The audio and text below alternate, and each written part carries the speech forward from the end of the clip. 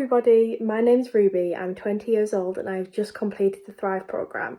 I'm here today to tell you a little bit about what this programme has done for me and what it can also do for you.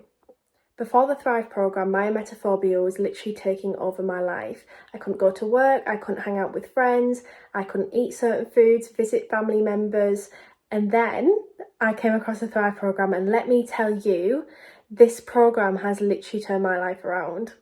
The programme itself is super easy to follow. There is nothing in there that is scary whatsoever.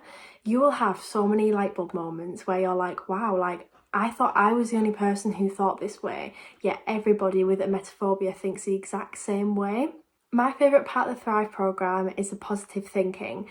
Positive thinking and helpful processing is still my favourite activity to do to this day.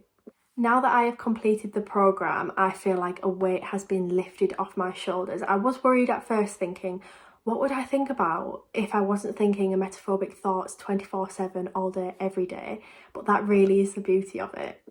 If you are struggling with emetophobia, please reach out to one of the coaches. You can reframe your unhelpful thinking styles in the matter of 6 to 8 weeks, and there truly is no stopping you when you are thriving.